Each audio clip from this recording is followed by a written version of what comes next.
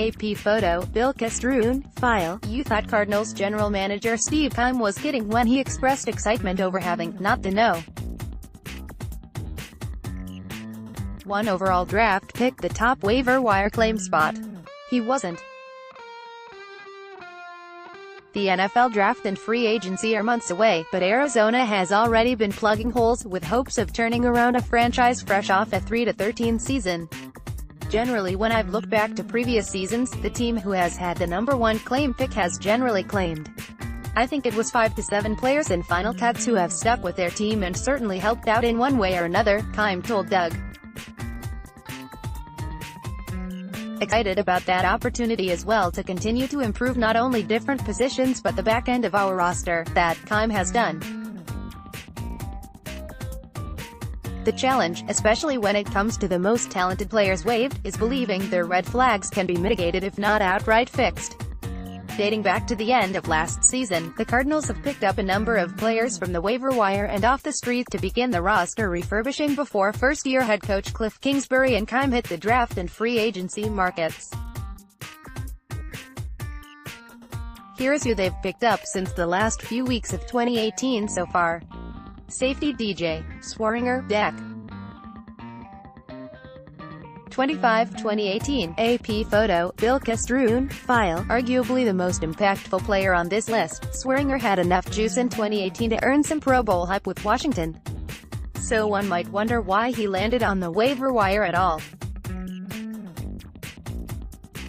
The safety was critical of his defensive coordinator's play calling following a loss to the Tennessee Titans, and his heated post-game comments to reporters didn't sit well with his team.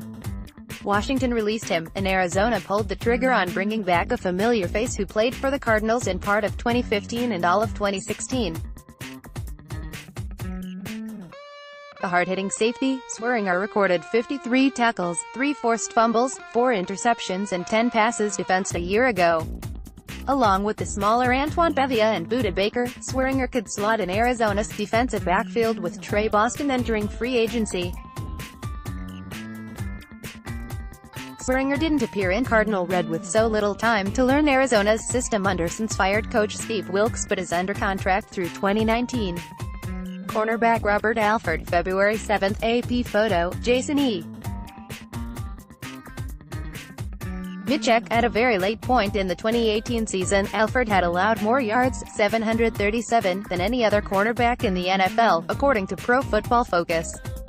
He lost his job to rookie Isaiah Oliver and was released by Atlanta, to clear nearly $8 million in cap space.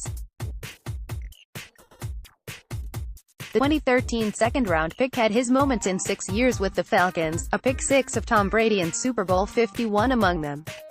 Arizona signed him to a 3-year deal that could reach up to $24 million, and Keim said Alford is one of the more talented cornerbacks opposite Patrick Peterson the Cardinals have had in some time. Keim also divulged on Doug.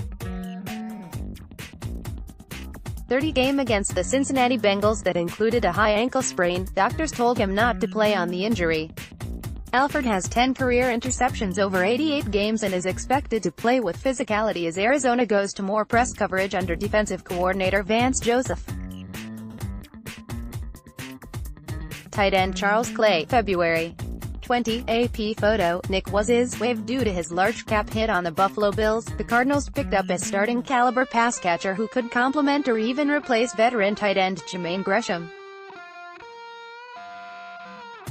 Clay's production took a hit last year. He appeared in 13 games but caught just 21 passes for 184 yards without no scores. In his first 7 seasons, he never recorded fewer than 212 yards and 2 touchdowns, and from 2013 to 17 posted at least 528 receiving yards per year. At tight end, Arizona could lose Ricky Seals-Jones, their top pass-catching tay. They could also consider releasing Gresham, who this past year was limited coming off an Achilles injury suffered in 2017.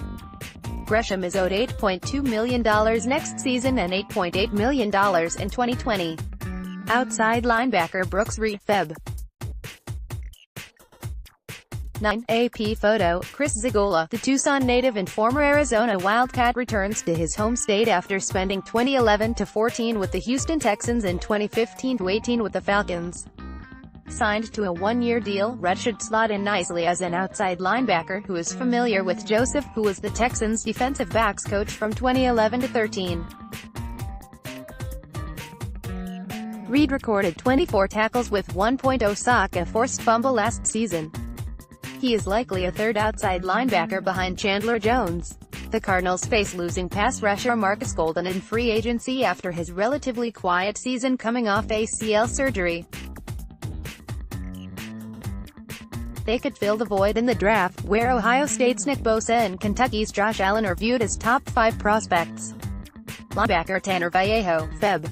5 AP photo, Adrian Krause, the 6th-round pick by the Buffalo Bills in 2017, has 28 games of NFL experience, mostly as a special teams player. He did, however, record 20 tackles as a linebacker for the Cleveland Browns last season. He added 7 special teams tackles with 2 forced fumbles. An undersized inside linebacker, Vallejo could provide depth behind returning linebacker Josh Bynes. The Cardinals have more holes to fill if they don't opt to re-sign linebacker Deion Buchanan as well. W.R. Farrell Cooper, December 19, 2018, AP photo, Phelan M. Eben Hack, the 2016 4th-round pick, was a Pro Bowler for his return abilities in 2017 and is a depth option as a receiver. He has 25 receptions for 190 yards over 33 games with the Los Angeles Rams, who cut him late in the 2018 season after he missed a good deal of the year with injury. Follow @KZimmerman as